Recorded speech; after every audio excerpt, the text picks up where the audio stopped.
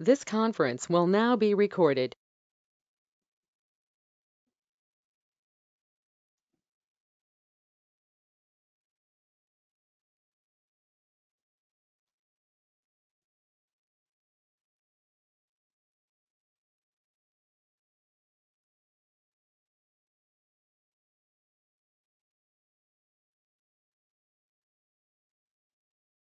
Hello students, I'm Dr. Divya from TeenEinstein. So in today's chapter,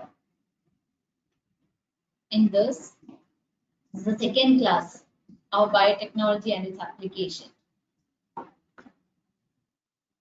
In first part, we have discussed several applications of biotechnology. In part 2, here also we are going to discuss about biotechnological application in the field of agriculture, in medicinal field, in all these fields, how we are applying this technology and biology, what are all the applications of this biology or biotechnology, how we are combining biology with technology, and in which and all field we are going to apply this, and how it is working in the large scale production in medicinal field or in agriculture field, how it is helping or how it is working. That's what we are going to discuss in this chapter. So nowadays this is highly important because several vaccines are coming, several agriculture products, the new crops are coming. So they are continuously producing, like here in this itself you can see stress tolerance rice, transgenic maize, herbicide tolerant onion, then transgenic mustard, everything, insect resistant cotton. Here so many labels you can see. So in everything they have mentioned the application in which and all level you are applying. See, for insect resistance we are using that, also multiple resistance. Important, multiple insect resistant, not only for one insect that particular type will be resistant, more than one type of insect that will be resistant. That means up to 70 to 80% protection from different types of insects you can give to that cotton plant. Then stress tolerant rice, then transgenic mustard, herbicide tolerant, herbicides and pesticides. Nowadays that is a very big issue, right? So herbicide tolerant onion, that means if you are spraying that herbicide, it will never affect that onion. Herbicide tolerant, that can tolerate up to a level. Then transgenic maize, stress tolerant rice, and water use efficiency of crops. Everything, each and everything you can see the applications of biotechnology in this level. Then in today's class, we are starting with agricultural application of biotechnology. So many pest resistant plants, nowadays they have developed many pest resistant plants. So many nematodes you can see, they are living as a parasite on different plants and animals, right? So many nematodes are there, they are living as a parasite. Parasite means they'll absorb food and nutrient from that host, right? On which one they are living, in the case of plants or whatever it may be, in which one they are living, from that they will absorb food and nutrient. That means it will create or it will make damage to that host organism, right? So that the host organism, the body or the cells or the tissues of that host organism will get damaged. So there are several nematodes, they are living as a parasite on different plants and animals. In human being also you can see such parasites. Then here we are mainly mentioning Meladogine incognita. Meladogine incognita, that is a parasitic nematode, and it is living on tobacco, the roots of tobacco, and that is causing yield loss or yield reduction in tobacco plant. Okay, Meladogine incognita, that is very important, that is infecting the roots of tobacco plant and it is causing high yield reduction. So that should be prevented. We need to prevent this condition. We need to get a resistant one or resistant tobacco plant which is not causing or this nematode. From this nematode, we need to prevent that. We need to prevent that yield reduction. We need to get good yield. So we need a prevention from this kind of nematode or parasite. So how we will prevent? For that, a new method was adopted, and that was based on RNA interference or RNAi. In short form, what we'll write? RNAi or RNA interference. This I stands for interference. So in eukaryotes, this is working as a cellular defense mechanism. This RNAi that is working as a cellular defense mechanism in the case of eukaryotes. So in RNA silencing method, in previous class we had discussed about this RNA silencing or RNA interference, right? So RNA silencing method, in this actually what we are doing with this RNA silencing, in RNA silencing of a specific mRNA is the messenger RNA. So silencing of this messenger RNA is taking place, right? What exactly this mRNA is doing? mRNA or messenger RNA that is carrying the blueprint of the protein, right? From where? From cell's DNA to its ribosome. From DNA, the blueprint of protein that is carried by the mRNA, and to where it is going? To the ribosome. Ribosome, that is the site of protein synthesis. So which are the machines of protein synthesis? Which one? Ribosome. So from DNA, the cellular level, from cells DNA to the ribosome, the blueprint of protein, it is carried by mRNA. So that is the exact role of mRNA. So in this RNA silencing of a specific mRNA that is taking place. Okay, a specific mRNA which is coding for a specific protein or which is carrying the message of specific protein, that is getting silenced. Okay, so the RNA silencing or silencing of specific mRNA is taking place, and RNA, you know that RNA, that is ribonucleic acid, that is normally single stranded, and that RNA is coding for a particular amino acid, and that forms a protein, right? So here silencing of that specific mRNA is taking place, right? This mRNA is carrying the message, or that is working as a messenger which is having the blueprint of that particular protein.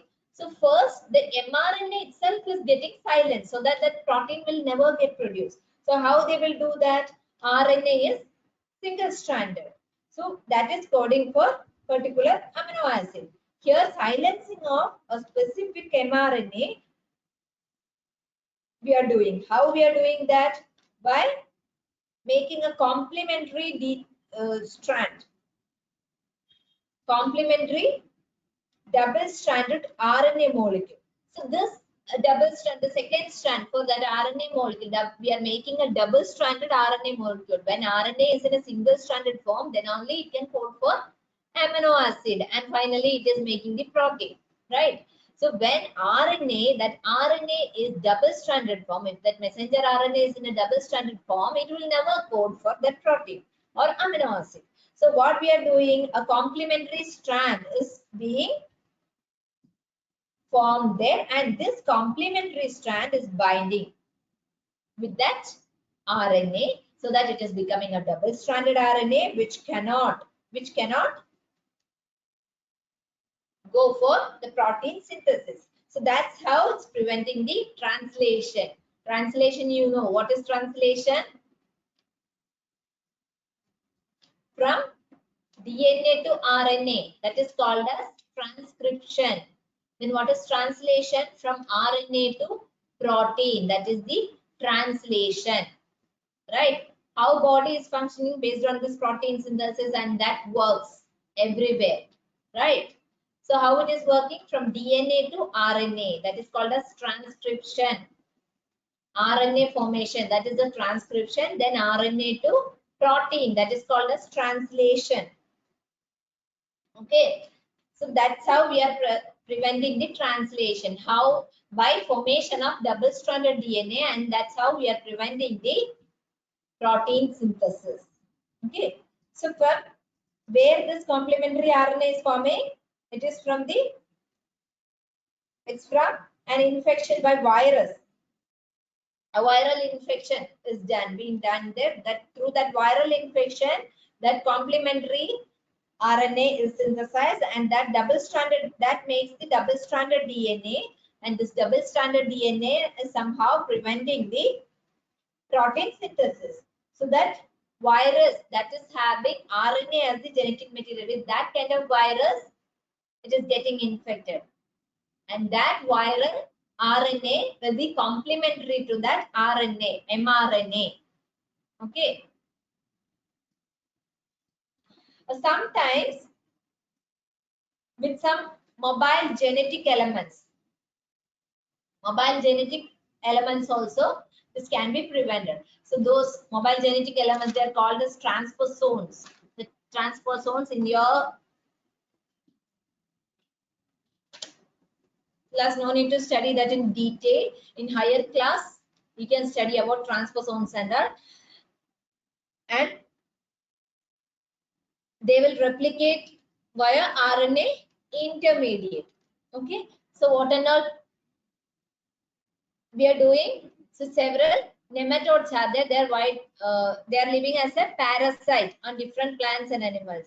So a nematode, Melanogain incognita, that is infecting the roots of tobacco plant, and that is causing great yield reduction. Okay, so this Melanogain incognita is causing yield reduction. So how to prevent this? They've developed a method to prevent this, that is RNA interference, through RNA interference. Okay, the interference of that RNA, which is coding for that protein, that is done to prevent this infection.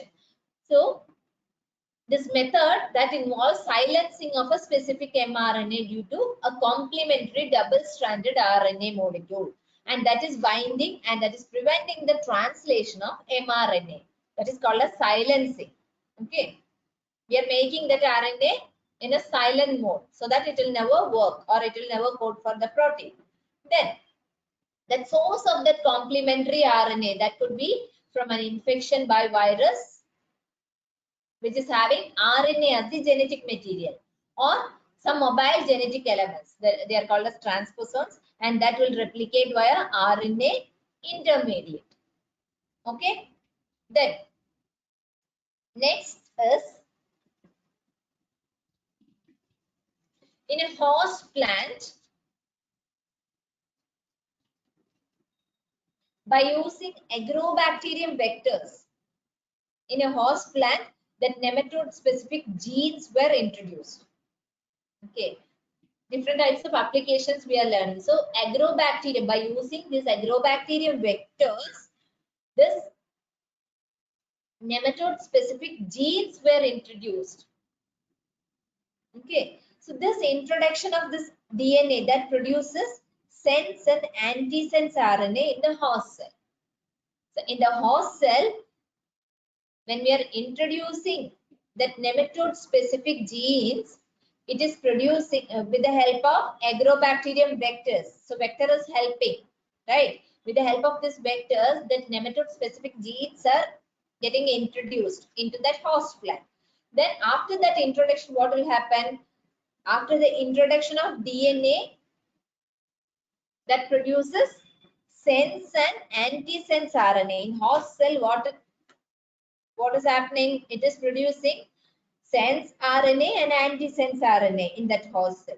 So you know that sense strand, it is incapable of being transcribed into mRNA. Which one? Sense strand. The DNA produces sense and antisense RNA in the host cell. So the sense strand, it is not able to produce, or that don't have the capacity to be transcribed into mRNA. But the antisense strand, that is working as a template for the transcription. Okay.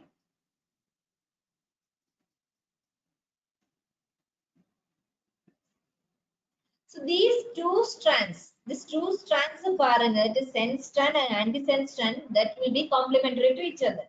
So there, this complementary strand that is forming double-stranded RNA, and that is causing RNA interference. Okay, through RNA interference, first we said about melanogain incognita, right? Then here we are saying about, with the help of agrobacterium vectors, some nematode-specific genes were introduced into host plant. Then, after the introduction,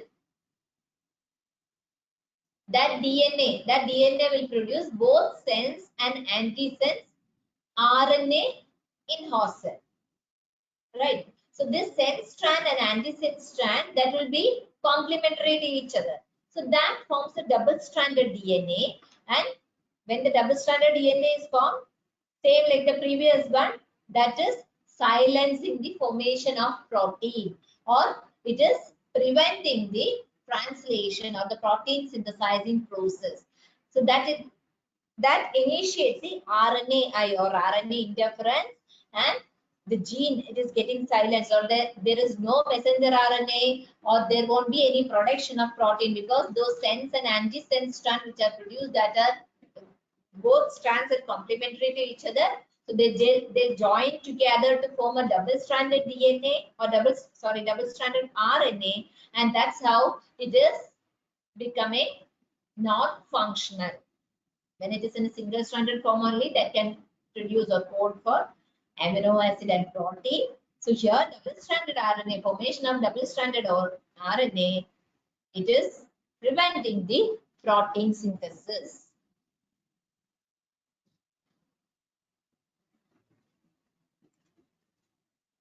Next, we said about RNA interference. So from the previous example,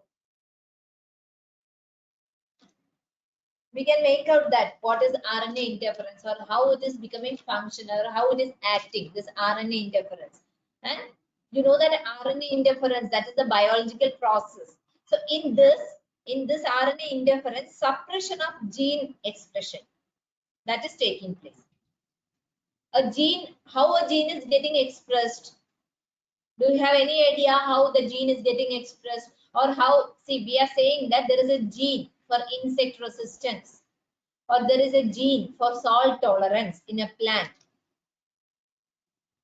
So how that gene is getting expressed? In the form of protein, right? When that gene is coding for mRNA, and when it is coding for amino acid, and finally it is becoming a protein, in the form of that protein, that gene is showing the expression, right?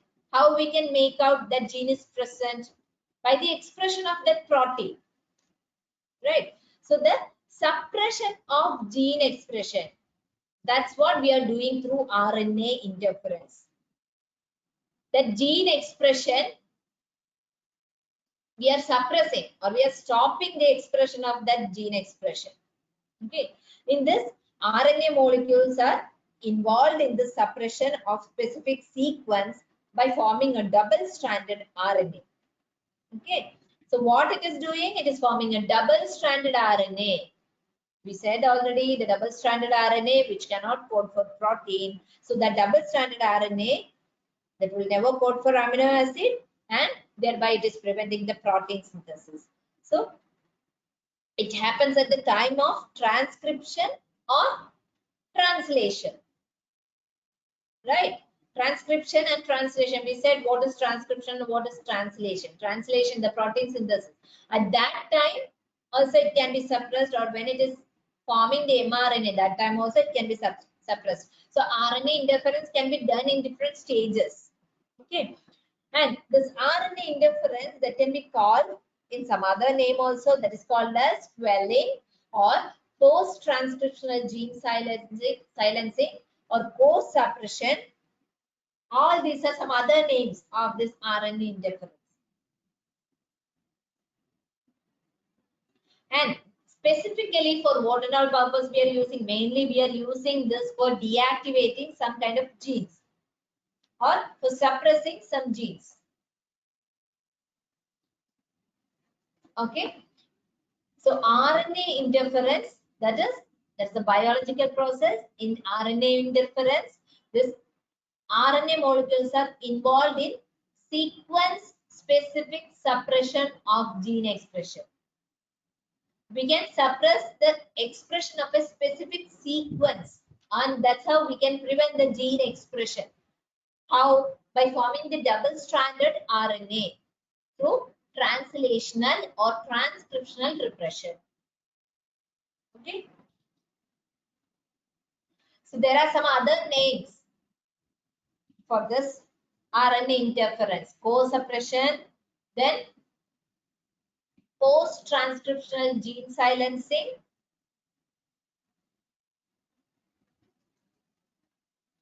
or quelling. All these are some other names for this RNA interference. So here RNA interference, that regulatory system occurring with the within the eukaryotes.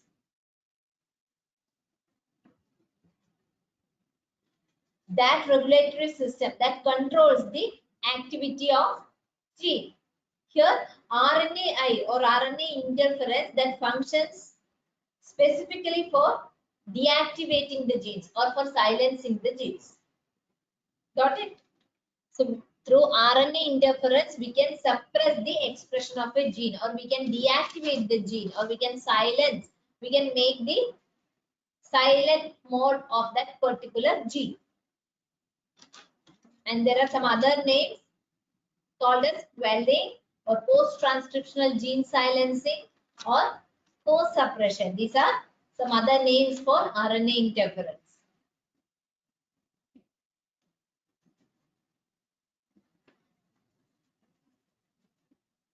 And this RNA silencing, it was first discovered in 1990. RNA silencing or RNA interference, this was first discovered in 1990 by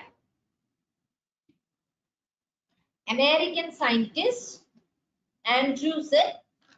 Fire and Craig C. Mello, and they shared the Nobel Prize for Physiology or Medicine. Okay, they got Nobel Prize for that. And what they did, they successfully introduced a short double-stranded RNA into the cell of nematode. Okay, what they did, they introduced a short double-stranded RNA. They introduced a double-stranded RNA for silencing the genetic effect. Okay, so they introduced a double-stranded RNA which is very short, and they introduced this into the cells of nematodes. And that's how they inhibited the expression of some genes. They targeted some genes and they introduced double-stranded RNA into the cells, and they inhibited the expression of some genes. Okay, so that double-stranded RNA, after undergoing that enzymatic reaction, that were able to attach to messenger RNA, and that formed complementary nucleotide sequence. Okay, so the attachment of that two strands that created an inhibitory effect, and that inhibited translation of mRNA molecule into the protein. Okay. So what and all, that double-stranded DNA, after undergoing that enzymatic reaction, they were able to attach to messenger RNA, and that formed a complementary nucleotide sequence. So the double-stranded RNA formation or the attachment of two RNAs, they created inhibitory effect, and they didn't code for the protein. That means they inhibited the translation of mRNA molecule into protein. Okay.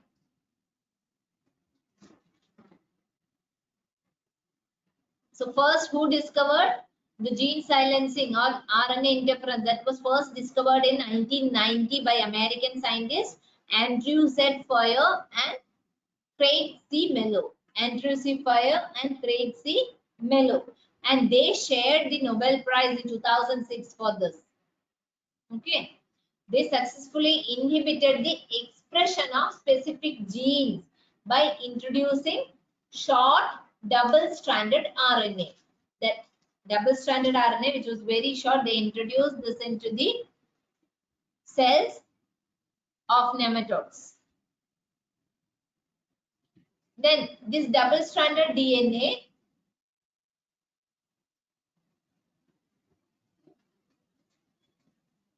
that underwent enzymatic processing and that enabled them to attach to molecules of messenger RNA or that attach to the mRNA,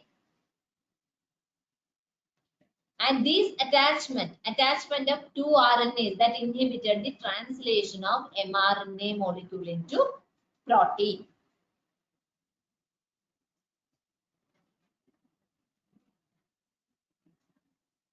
Next, so up to this, we were dealing with biotechnological application in agriculture. Okay, so for pest resistant and all, we were trying all those. Now we have discussed already. So next, we are moving to medical field, the biotechnological application in medicine. Okay, application of biotechnology in medical field. So in medical field application, first we are going to learn about genetically engineered insulin, or how insulin is produced through genetic engineering. That's what we are going to learn now. So insulin, you know that insulin is a hormone, or insulin is created by your pancreas, right? Pancreas is creating, or it is forming insulin, and that controls, that insulin is controlling the amount of glucose in your bloodstream. So at any moment, with the help of this insulin, the amount of glucose in the bloodstream is controlled, right? So that helps our body to turn food into glucose, which is providing energy to the cells of the body. And for all life process starting and all, with the help of, without glucose or without the energy, no process will start. So which is supplying, this insulin is helping to control the level of glucose in the bloodstream. So that helps your body to turn food into energy. So when you are having diabetic, or when you are a diabetic patient, you are not able to produce this insulin in your body, right? That is the condition. So when your body is not, either it's not producing insulin, or your insulin function is not proper, or it is off, your insulin function is off, everything will go wrong, because your glucose level will increase, right? When your insulin production is not proper, or when it is not functional, or that function is off, means what will happen? The blood glucose level, that will increase. So everything, all processes, everything will go wrong in that situation. So without proper insulin, or the function of that insulin, your body can't store glucose in your muscles or liver. So when your body is not making insulin in a sufficient quantity, or when that insulin is not working properly, or that insulin is not able to control the blood glucose level, whole process will get disturbed. Whole life process will get disturbed. The energy is getting through glucose. So if that level is not controlled in your whole body, all processes will get disturbed. So when your body is not functioning, or the production of insulin is not enough or not proper in your body can't store glucose in the muscle or liver. when your body or sometimes your body is not making insulin, that time what doctors will do, they'll prescribe to use it or to take it from an outside source. You have to take the insulin because that insulin production, that is controlling the glucose level in our body, so that helps to start all processes. That is the energy source, right? So that's why insulin is having high demand, right? That's why insulin is having very high demand. So insulin is prepared through recombinant DNA technology also. For what purpose? For medical purpose. On large scale production of insulin is taking place. Through recombinant DNA technology, large scale production of insulin is taking place. So this process, the large scale production, it was first produced in American biotech company. In an American biotech company, the production of insulin is started first. And the trademark name, what is the trademark name of that? Humulin. So the company which is licensed first time to make the manufacture or to make or manufacture this insulin or humulin, that is Eli Lilly. Eli Lilly, that is the company first, the company which started the manufacturing of insulin, and the trademark name is Humulin. Humulin, that is the insulin trading name of that particular American company. Okay, so Eli Lilly, that is the first company which started manufacturing of insulin. So in adults, you know that in adults, for the management of this sugar level at regular interval time, that insulin can be taken for the management of diabetes, right? So in earlier period, this insulin was extracted from the pancreas, of slaughtered cattle and pig, right? So when this is extracted, or this insulin source was animals. So from the animal source, when that insulin was extracted, that time that caused some kind of allergic reaction. In some patients, that caused some kind of allergic reaction. So in that cases, that created so many issues, and some other type of reaction, not only allergic reaction, some other type of reactions also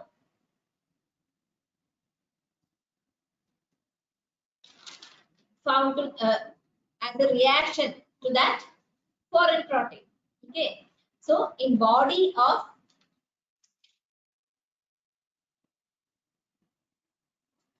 some patients that created some kind of allergic reaction due to that foreign protein.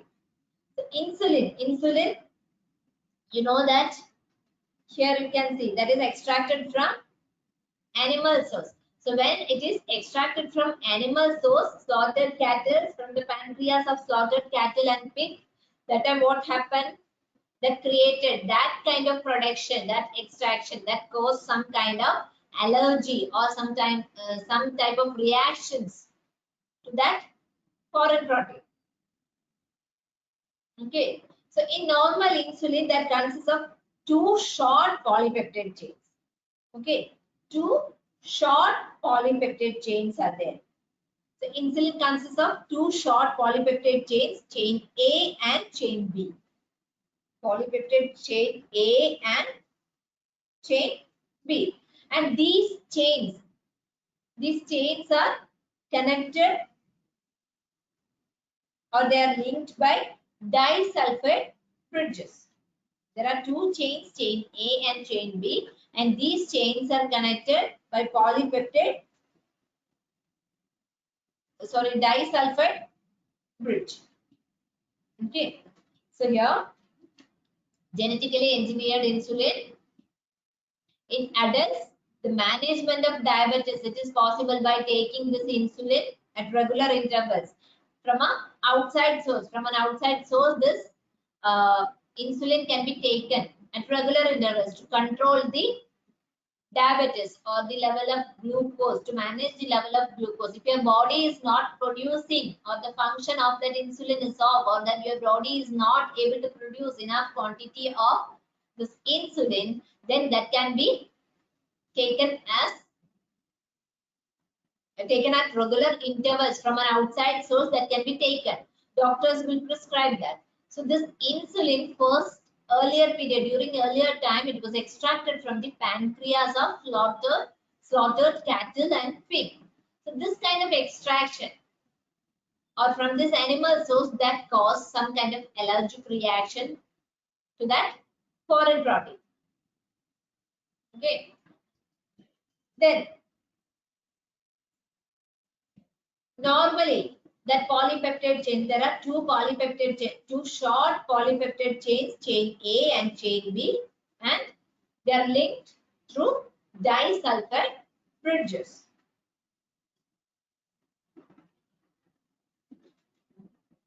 So just now we said in normal insulin we have two chains, chain A and chain B, and in mammals this insulin is synthesized as prohormone. Okay, in mammals, this insulin, it is synthesized as a prohormone. What do you mean by prohormone? Prohormone means it's a precursor of a hormone. It is not the exact hormone. It's a precursor of hormone, and that will be inactive. And from this, that hormone is derived.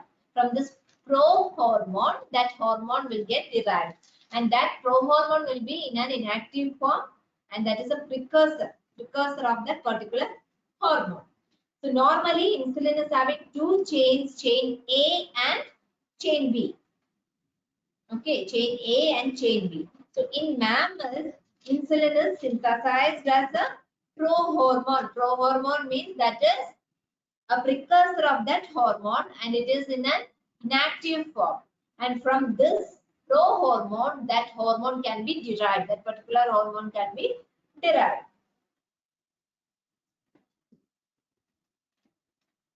So this prohormone is having an extra stretch of chain. That is having extra stretch of chain. That is called as C peptide. Okay, normally insulin, it is having two chains, chain A and chain B. But this prohormone of insulin, that is having an extra stretch of chain, and that extra stretch of chain, that is called as C peptide. Okay, C peptide, that extra stretch of chain in the prohormone of insulin, that is called as C peptide. Okay. And in mature insulin, that extra stretch of that C peptide, that won't be there, that will get removed. So during the maturation of insulin, this extra chain or that C peptide, that will get removed. Okay. In the prohormone, that extra stretch of chain will be there in the prohormone. When it is becoming the mature hormone, but the prohormone is inactive, that can't work. But when it is getting in a matured form or in an active form or the mature form of that hormone, this extra stretch of this chain, that C peptide, that will get removed. After maturation, that will get removed. So when we are producing the insulin through our DNA technology, the challenge was how to remove this extra stretch. Normally it is producing that extra stretch of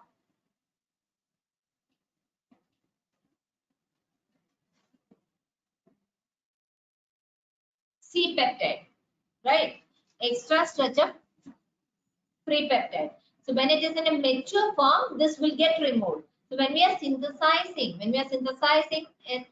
this insulin by using rDNA technology. What is there? The challenge. What was the challenge? To remove this extra stretch or the C peptide. The C peptide should be removed.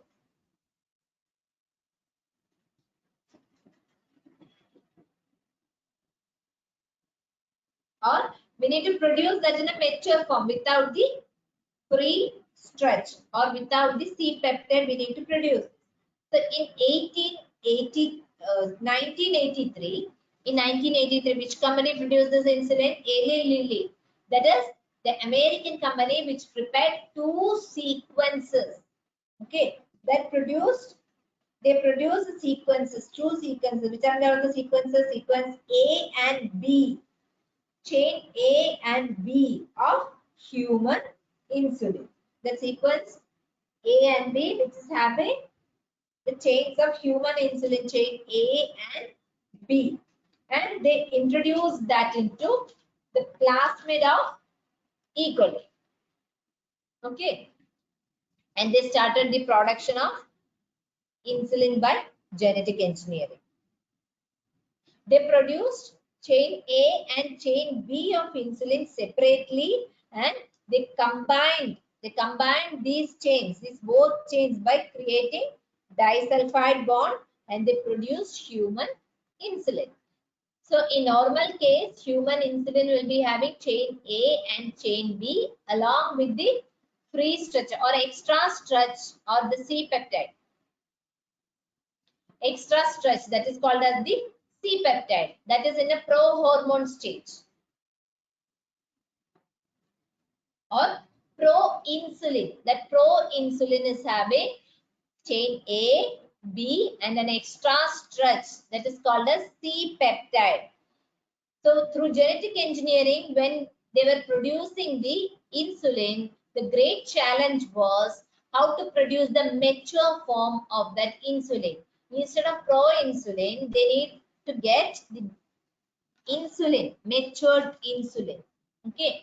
Pro-insulin, that will be having an extra stretch or the C peptide. So they need, through genetic engineering, they produced the hormone which is having or which is the mature form of that insulin, or they simplified the steps or simplified the procedure. So what they did, they produced chain A and B of insulin separately, and then they combined this chain A and chain B by creating disulfide bond, and they produced human insulin. Instead of producing pro-insulin directly, they formed insulin.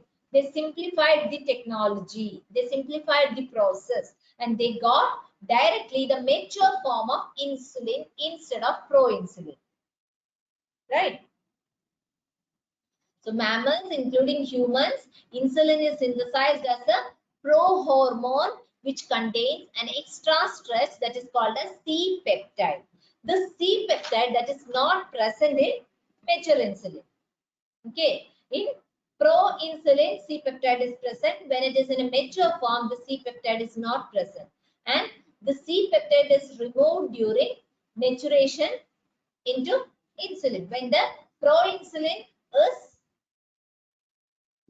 forming a mature insulin, the C peptide won't be there. That will get removed. So when they were producing genetically engineered insulin, the great challenge was the production of insulin by using rDNA technology or recombinant DNA technology. That was getting the insulin in a mature form. Okay, getting the insulin that is assembled into a mature form. So in 1983, Eli Lilly, that is the American company, they prepared two DNA sequences corresponding to A and B chains. So they produced DNA sequences corresponding to A chain and B chain of human insulin, and then they introduced these chain A and B sequences into the plasmid of E. coli, and they produced insulin chains. So after producing chain A and chain B sequence, both were produced separately. Then They got extracted and then they combined by using disulfide bond, and they form the mature form of human insulin, because in that A and B chains formed and they got combined by creating disulfide bonds, but there is no extra stretch called the C peptide. So they got directly as the mature insulin. Okay, that's how the insulin is genetically engineered, or genetical engineering of insulin happened in, or the medical field. The growth of medical field started like that. The insulin production that became very simple through this genetic engineering processes. Okay. And next application is gene therapy. Gene therapy is the next application. So gene therapy means altering the genes inside the body, inside your body cells. The genes are getting altered, or the effect of genes that is getting modified. So that is an effort to treat or to stop or to cure the disease. This is for treating or to stop or to cure different types of diseases. So the genetic condition which are causing that diseased condition, that can be altered. That is called as gene therapy. Okay. So the genes which are present in our body,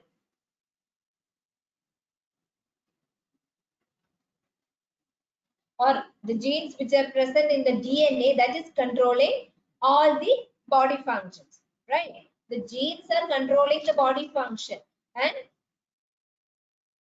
if your body want to grow taller, or for regulating your body systems, all this, everything is controlled by genes. So if these genes are not working in a proper manner, if the genes are not working properly, that can cause several kind of diseases. So gene therapy, what do you mean by gene therapy? Gene therapy, that is the, in medical field, that is focusing on genetic modification of the cells. Okay, gene therapy is mainly concentrating on the genetic modification of cells, and that is producing a therapeutic effect, or that can be used in the treatment of diseases by repeating or reconstructing that gene, defective gene, or that defective genetic material. Through that, therapy or the treatment can be done. They can reconstruct. They can reconstruct the gene or the genetic effect, and thereby they can do the treatment. Okay. So when a person is having some kind of hereditary diseases, they can go for this gene therapy. That hereditary gene that can be altered, or the genetic effect can be changed through gene therapy. So it's not a single step process, that is having several steps.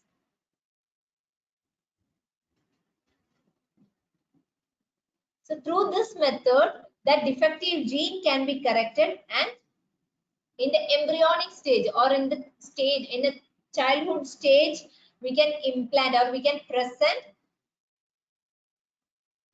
the alteration of this defective gene, and that can be present in a child or in an embryo.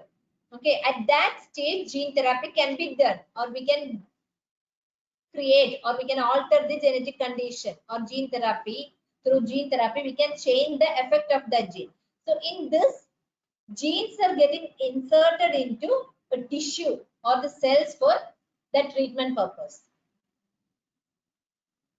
Okay, so here instead of a non-functional gene which is present in the embryo, that functional gene is inserted. The same gene which is functional, that can be inserted, and the genetic defects are getting corrected through this. When the gene is getting inserted which is not working in our body, or one gene is non-functional, instead of that another, the gene which is having the same function, that can be inserted, and the genetic defects or genetic problems or genetic issues can be corrected.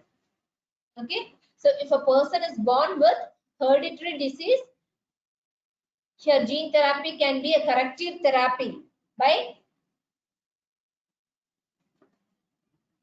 correcting the function of that gene. So the gene therapy is the collection of method that allows correction of gene defect that has been diagnosed in a child or embryo, in an embryonic stage or childhood stage. If it is getting detected, that can be corrected with the help of this gene therapy. Any defective gene is getting detected or diagnosed, that can be corrected with the help of gene therapy. Here genes are inserted into a person's cell or tissue, and that is treated as a disease. So correction of genetic defect that involves delivery of a normal gene into the individual or to the embryo to take over the function of and compensate for that non-functional gene. Okay, the gene will be introduced into an individual or to an embryo, and that will take over the function of that non-functional gene, and that will correct the body functions. Okay, and here we said gene therapy, that is the biotechnological application form in medical field, and the first trial of gene therapy that was done in the year of 1990. In medical field, first trial was done in 1990, and they introduced a 4-year-old girl with ADA, adenosine deaminase deficiency. Okay. So first trial was done in 1990 in a 4-year-old girl with that girl was having adenosine deaminase deficiency, ADA deficiency. Okay. So you know adenosine deaminase deficiency, that is an inherited disorder, and that can damage the immune system. Okay, that can cause several immunodeficiency issues. So adenosine deaminase enzyme, that is very important for the functioning of immune system. Adenosine deaminase, that is important enzyme for the function of immune system. So the absence of the gene which is coding for this adenosine deaminase,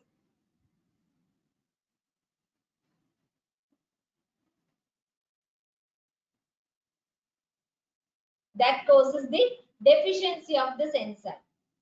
So when that gene is not present, or the absence of that gene which is coding for adenosine deaminase, that causes adenosine deaminase deficiency.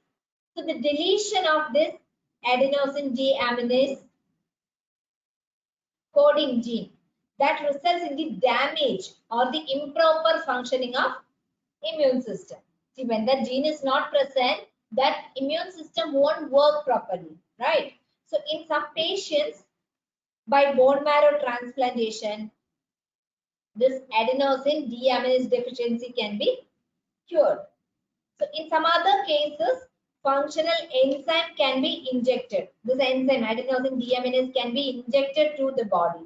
So that means the enzyme which is in functional mode, that enzyme can be directly injected to the body, and that can be treated by enzyme replacement therapy. So that enzyme can be directly injected. If our body is not producing that in an enough quantity, we can inject directly the active form of that enzyme into the body. That is that can be treated by enzyme replacement therapy. But whatever may be, through both methods also, we can't expect a complete cure. Okay, when the enzyme level is decreasing, that time we can inject it. And bone marrow replacement, that transplantation, that also we can do for proper production. But in both cases, we can't expect a complete cure. Why? Because we don't know, whenever the enzymatic level is decreasing, that time we can inject the direct enzyme. So that much only we can do. We can't expect a complete cure from both these. Okay, so adenosine deaminase deficiency, either we can inject the enzyme which is in a functional form, or sometimes we can go for bone marrow transplantation.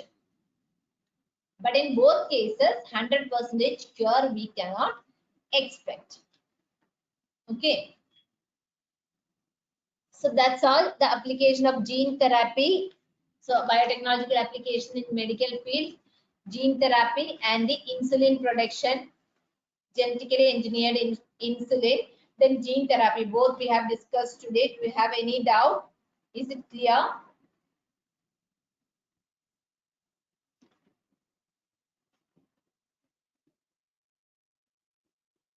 So hope up to this, these both genetically engineered insulin and gene therapy, both are very important questions. So you have to learn how they are producing or what and all steps they are doing for it and how they are attempting this. Everything you have to learn. So go through these topics. If you have any doubt, you can ask me in the next class.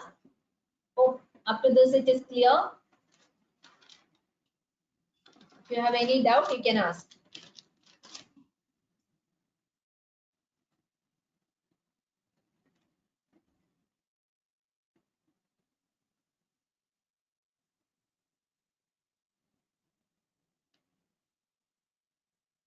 Okay.